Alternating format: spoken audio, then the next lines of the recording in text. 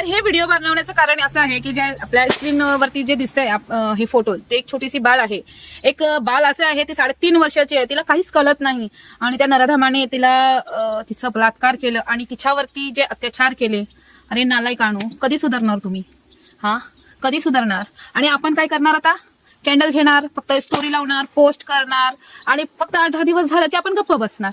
परत 1 महिन्यानंतर परत एक अशी बारकी मुलगी किंवा 5 वर्षाची मुलगी, परत हे चालू असणार. परत आम्ही स्टोरी लावणार, एक पोस्ट टाकणार, परत हे करणार. असं नाही करायला पाहिजे. आता असं करायला पाहिजे की प्रत्येक गावागावामध्ये, प्रत्येक शहरामध्ये, प्रत्येक शहरामध्ये, पूर्ण भारतामध्ये सगळीकडेच होते. अजून पण कोणाचं ढाकलं जाते तर कोणाचं उघडलं जाते, असं झालेलं आहे. तर आपण एकत्र सगळ्यांनी यायचं आणि आपण त्याला शिक्षा द्यायची मागणी करायची सगळीकडे. बघा, जर आज त्यांची पोरगी आहे, गरीबाची पोरगी आहे, उद्या आपली होईल. आज ती पोरगी त्या गरीबाचीच नाही आहे, पूर्ण भारताची पोरगी आहे ती. एक छोटीशी, असे किती होतात. सॉरी, मला मराठी जास्त बोलायला येत नाही आणि मी मोमेटिन आहे, तर मी मराठीमध्ये थोडंसं बोलण्यावेळेला थोडंसं बाचकायला होतं, ठीक आहे.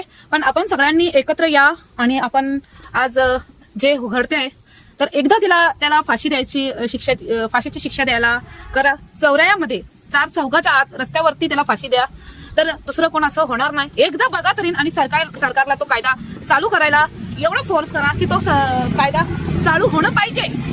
दुसऱ्याची पण आम्हाला भीती वाटायला लागली आहे. आमच्या मुलांना आम्ही पाठवायचं का नाही शाळेत? आमच्या मुली पण आहेत, आमची पण मुली आहे आणि आज ती आमची मुलगी पण आहे. आज एक आई 9 महिने बाळाला आपल्या पोटात सांभाळते, किती त्रासाने सांभाळते. ह्या नालायकांसाठी काय? तर आपण सगळ्यांनी एकत्र या आणि असा कायदा चालू करा प्लीज. आज महागाई झाली, महागाईवरती कोण लक्ष हे करत नाही, पण आज एक जर तुम्ही हे पाऊल उचललात ना, खरंच सांगते की दुसरं कुणाचं होणार नाही, दुसरं कुणाची पोरगी जाणार नाही.